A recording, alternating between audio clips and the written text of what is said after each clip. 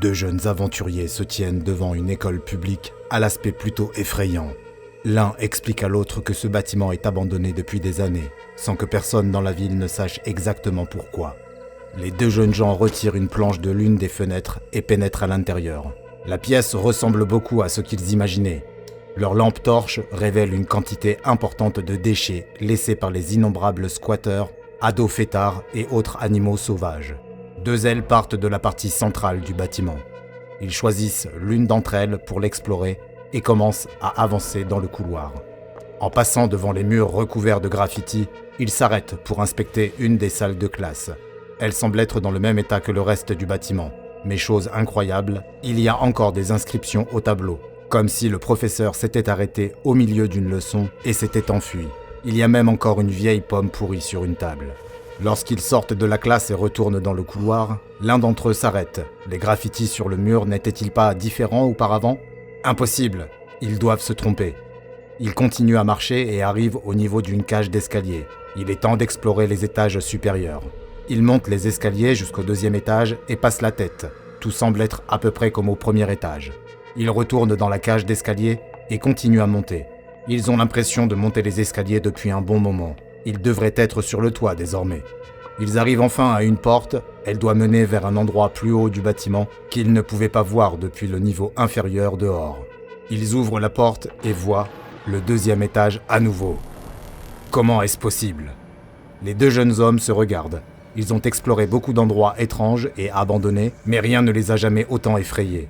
Ils redescendent les escaliers et après quelques marches seulement, ils sont de retour au premier étage. Il y a vraiment quelque chose qui ne tourne pas rond ici. Il vaut peut-être mieux qu'ils s'en aillent. Ils se dirigent vers l'entrée, mais l'un d'eux attrape l'autre et montre du doigt une salle de classe. Ne serait-ce pas la salle de classe dans laquelle ils sont entrés plus tôt ? C'est forcément la même pomme qui se trouve sur la table, mais la leçon de physique compliquée a été effacée. Désormais, une simple phrase est écrite sur le tableau. Les enfants avaient l'habitude de chanter. Les deux jeunes hommes se mettent à hurler et sortent en courant de la classe. Mais de quel côté se trouve l'entrée ? Le hall semble se prolonger dans deux directions avant de tourner à 90 degrés. Cela ne colle pas. L'entrée était bien visible depuis l'extérieur de cette salle de classe auparavant. Ils choisissent une direction et se mettent à courir. Les couloirs semblent se prolonger sans fin. Ils prennent des directions qui devraient les ramener à leur point de départ. Mais ils n'arrivent toujours pas à trouver l'entrée. Ils essaient de remonter par une cage d'escalier, mais, comme avant, il semble y avoir trop ou pas assez d'escaliers entre les étages. Les explorateurs continuent à courir, inspectant les pièces pour trouver une sortie. Curieusement, ils tombent toujours sur la même pièce avec la pomme pourrie sur la table. Désormais, ils sont paniqués. À chaque fois qu'ils détournent le regard, les graffitis sur les murs changent, ou une nouvelle porte de classe apparaît dans le hall. Ils continuent à courir, tournant dans tous les sens, jusqu'à ce que... La voilà, l'entrée. Mais à ce moment-là, l'un des deux explorateurs se rend compte qu'il est tout seul. Il a dû distancer son ami. Il regarde l'entrée, elle est si proche. Il commence à s'en approcher, mais non, il ne peut pas laisser son ami. Il doit le retrouver. Il se retourne et juste devant lui, c'est encore la même classe, celle avec la pomme. Seulement cette fois, son ami est là, assis derrière une table au milieu de la pièce, endormi. Rassemblant tout son courage, il court dans la pièce et tente de réveiller son ami. Mais il ne sort pas de son profond sommeil. Il le soulève, le tire de la table, le sort de la salle de classe et le ramène dans le couloir vers l'entrée. Ils sont presque libres. Il est à quelques pas de la porte. Il tend sa main libre et saisit la poignée. Elle est fermée à clé. Il se met à frapper à la porte, terrifié à l'idée qu'il soit coincé ici pour toujours. Quand soudain, les portes s'ouvrent. Deux hommes en costume à l'allure austère se tiennent devant lui. « Vous n'êtes pas censé être ici », dit l'un des hommes, tandis que l'autre saisit son ami, le jette par-dessus son épaule et les raccompagne tous les deux vers la sortie. Ce que ces aventuriers des villes ignoraient, c'est qu'ils venaient de découvrir, sans le vouloir, une mystérieuse anomalie que la Fondation SCP a désignée sous le nom de SCP-026, un lieu étrange qui a été surnommé « retenue scolaire ». Le SCP-026 est un bâtiment de 3 étages qui était auparavant une école publique avant qu'elle ne soit fermée et condamnée après que le personnel et les élèves ont signalé diverses manifestations anormales dans le bâtiment. Ils ont décrit des couloirs qui semblaient changer de longueur, des salles de classe qui disparaissaient et réapparaissaient, et des escaliers avec un nombre différent de marches selon que l'on montait ou descendait. Le décalage entre les plans du bâtiment et l'intérieur était plutôt étrange, mais l'ancienne école est vraiment apparue sur les radars de la fondation après que les disparitions de plusieurs personnes dans la région ont été associées à ce lieu. On a d'abord cru, après avoir envoyé des robots équipés de matériel vidéo pour explorer l'école, que les anomalies spatiales étaient en réalité la conséquence d'un effet mental anormal impactant la perception que les gens avaient de l'espace, sans pour autant que la structure physique de l'école ne change. Cependant, des recherches complémentaires ont prouvé que ce n'était pas le cas. En effet, la configuration physique de l'école semble changer, et même les robots d'exploration sont affectés par cette modification de la configuration géométrique. L'intérieur de l'école est recouvert d'une quantité importante de graffitis, et la plupart d'entre eux ressemblent à ce que l'on pourrait trouver dans n'importe quel lieu abandonné, comme des symboles de gang, des noms et du street art. Mais ils semblent s'effacer et changer d'emplacement. Les inscriptions sur les tableaux noirs semblent faire de même. Et tout comme les graffitis, une grande partie de ce qui est écrit sur les tableaux ressemble à ce qu'on pourrait trouver dans toute école. La plupart des inscriptions se rapportent à des matières de base, comme les mathématiques, la littérature et la biologie. Mais certaines des matières qui sont apparues sont très pointues et n'ont pas leur place dans un cadre non universitaire, comme les notes relatives à l'intrication quantique qui ont été trouvées sur un tableau noir. Curieusement, la phrase « Les enfants avaient l'habitude de chanter » a été trouvée à plusieurs reprises en divers endroits du bâtiment, mais les chercheurs ne savent toujours pas ce qu'elle signifie véritablement, ni quelle est son importance.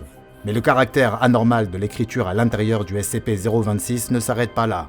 On a observé que le contenu des livres, des blocs-notes et autres papiers introduits dans l'école disparaissait, ne laissant que des pages blanches pour réapparaître sous forme de graffitis ou sur les tableaux. On ne sait pas pourquoi ni comment cela se produit, mais il est conseillé aux personnes travaillant au sein du SCP-026 de faire attention aux documents écrits qu'elles y introduisent à l'intérieur. De nombreuses personnes inconscientes ont également été retrouvées dans le bâtiment. Plusieurs des personnes retrouvées dans l'école ont été identifiées comme étant d'anciens élèves ou des membres du personnel de l'école, dont des enseignants et des concierges, qui ont tous été portés disparus quelques années après la fermeture de l'école. Bien que certains d'entre eux aient disparu une dizaine d'années après la fermeture de l'école, lorsqu'ils ont été retrouvés dans le bâtiment SCP-026, ils paraissaient beaucoup plus jeunes qu'ils ne devraient l'être, la majorité d'entre eux ayant l'âge d'être au lycée et étant habillés dans le style en vigueur à l'époque précédant la fermeture de l'école. On ignore toujours comment ils se sont retrouvés au sein du SCP-026 et pourquoi ils paraissent plus jeunes que l'âge qu'ils devraient avoir.